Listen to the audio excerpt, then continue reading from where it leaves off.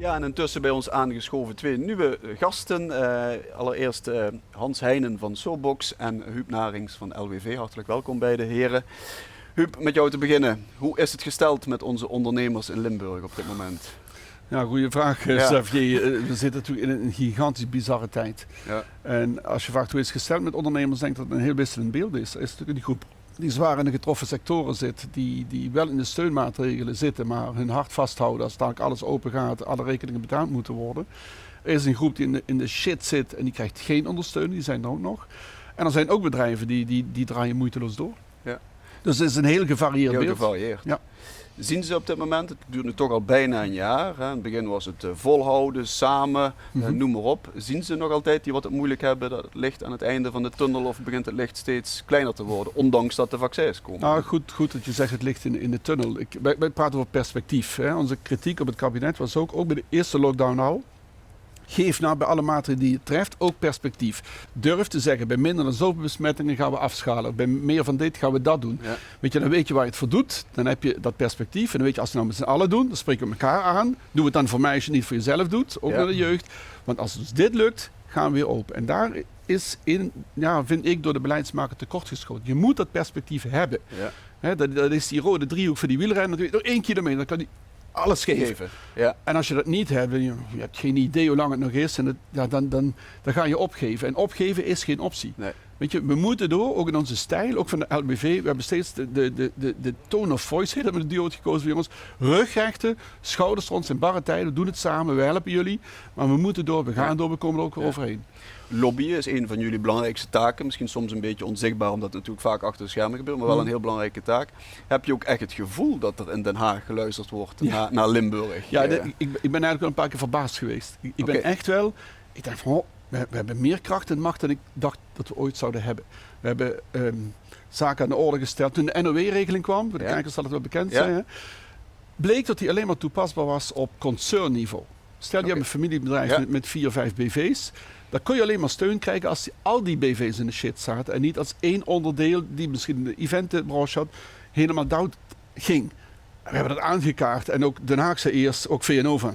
We hebben het aangekaart omdat onze leden ons bellen en zeggen, Huub, hij werkt niet voor mij. Nee. En Giel en ik hebben ons er heel hard voor gemaakt. En we kregen ook binnen VNO eerst niet de hand op elkaar. Zeiden, jij bent terecht, punt. Maar het is niet haalbaar. Nee. Tot bij Koolmees. Er zijn gesprekken geweest. En op een gegeven moment was het kindje geboren en kregen we dat wel. Dat is voor heel veel ondernemers, ook familiebedrijven in Limburg, een godsgeschenk geweest dat we dat voor elkaar gekregen hebben. En daar ben ik verbaasd geweest dat we dat voor elkaar kregen. Ja. En ook met grenswerkers is iets wat meer in Limburg speelt. Hè. Als je in België woont, in Nederland werkt of in Duitsland woont, in Nederland werkt, je merkt meer dan 1 dag thuis, kun je fiscale, althans heb je een fiscale heffing aan je broek als het niet geregeld is. Daar zijn we nu nog steeds mee bezig, maar ik weet dat we dat gaan oplossen. We hebben nu een soort van pardon, tijdelijk, maar dat gaan we structureel oplossen. En dat komt ook vanuit Limburg. En ik ben wel verbaasd op meerdere dossiers, tegemoetkoming vaste lasten, hetzelfde verhaal.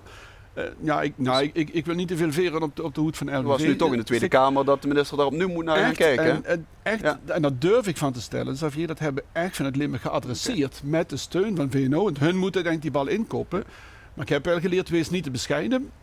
En zeker als je er zelf in gelooft dat je een goed verhaal hebt, dan word je ook gehoord. Ja, dan word je ook gehoord. Dus we moeten toch al langer als Limburgs die schroom afgooien. Calimero-effect afgooien. We moeten die rugrechten en ook vanuit Limburg. En we worden gehoord. Ik ben daar heel blij mee. Als Limburgers en ook als Limburgse ondernemers willen we ook graag samenkomen om die kennis en onze emoties te delen. Daar bieden jullie ook vaak een platform voor. Ja.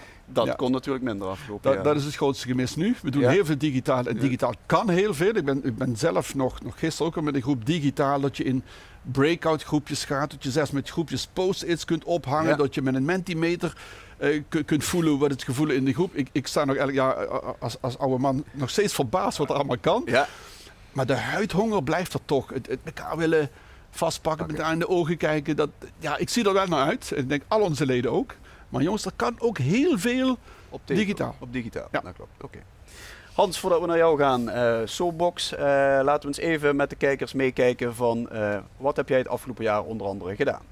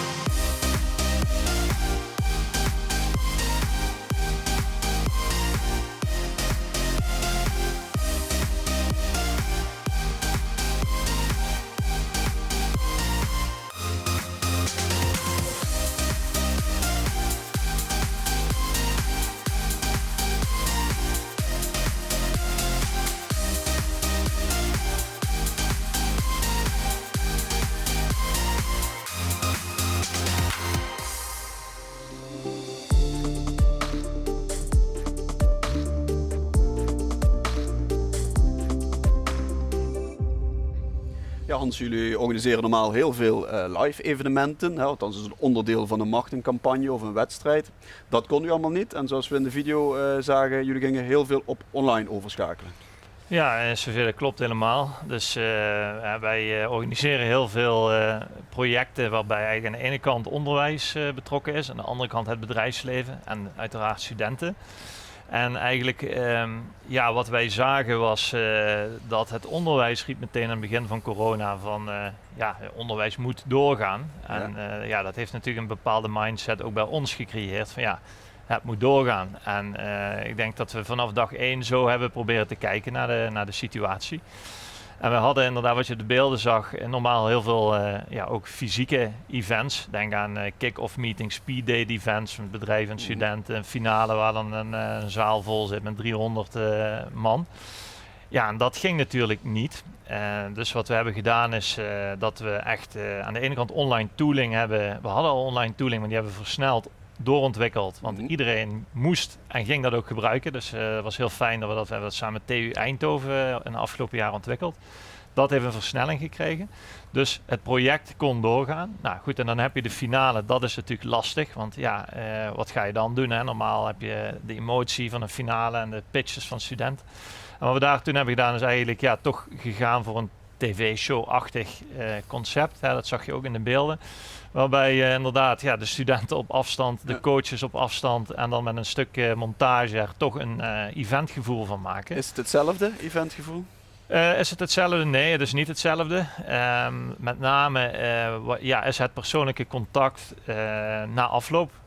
Als je zo'n finale hebt, dan is het daarna toch vaak een borrel en met een bitterbal en een biertje wordt dan nog even nagepraat. En wat dan heel mooi is bij onze projecten, dat bijvoorbeeld een directeur van ASML, ik noem maar wat, zegt tegen een student van, weet je wat je moet doen, bel me eens even. Ja. En dat is het grootste gemis. Vaak het belangrijkste net. Heel belangrijk ook. En goed, dat probeer je binnen de mogelijkheden natuurlijk dan toch voor elkaar te krijgen, wat meer geregisseerd dan dat het normaal spontaan ontstaat. Maar dat is een beperking. Ja. Je zei meteen vanaf dag 1 zijn we dan daarna gaan kijken, maar was het ook echt vanaf dag 1, dacht je niet echt de eerste 1, 2, 3 weken van de rest van het jaar wordt niks qua evenementen en met mijn bedrijf dus? Nou, ik weet nog goed, we hadden nog voordat corona begon op vrijdag een vrijdagmiddagborrel en er was eigenlijk nog niks aan de hand. Nee. En in het weekend toen begonnen in één keer allemaal collega's te appen van, goh, hebben jullie gehoord van corona en et cetera. Nou, toen hebben we de maandag nog bij elkaar gezeten en toen hebben we eigenlijk iedereen aan de ene kant een taak gegeven voor de langere termijn waar hij thuis aan kon werken.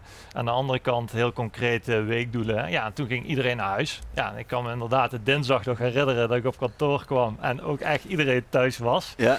En dat is dan toch wel even schrikken. Dus wij wisten natuurlijk ook niet precies hoe het zou gaan. En we doen ook een aantal fysieke projecten.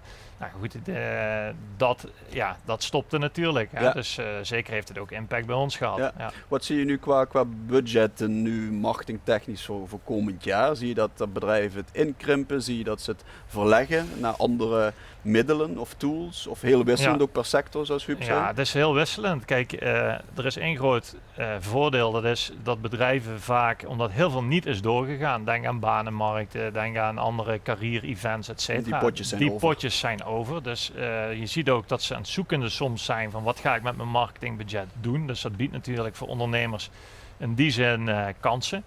Alleen wat je natuurlijk tegelijkertijd ziet is dat de onzekerheid die er is voor bedrijven die misschien niet zo goed weten van ga ik groeien komend jaar? Dan ga je afvragen, heb ik meer mensen nodig? Ga ik meedoen aan studentgerelateerde campagnes? Dus dat is een spanningsveld. En sommige bedrijven hebben er werkelijk waar nul last van. Die kunnen de mensen niet vinden. Dus die knallen gewoon door. Die gaan gewoon door, ja. Is er ook, Huub, zijn er ook toch een positief element wat je ziet bij ondernemers? Dat ze door corona bepaalde dingen hebben geïnnoveerd, ontwikkeld, bepaalde samenwerkingsverbanden. Zijn die ook te zien? Ja, die zie ik wel. Ik zie in ieder geval enerzijds dat we goed digitaal kunnen switchen. Hè? Wat Hans zegt, mijn ervaring ook, dat bedrijven in een dagtijd het georganiseerd hadden. Dat vind ik fabuleus. Ik denk dat we daar een van de koploperlanden in zijn.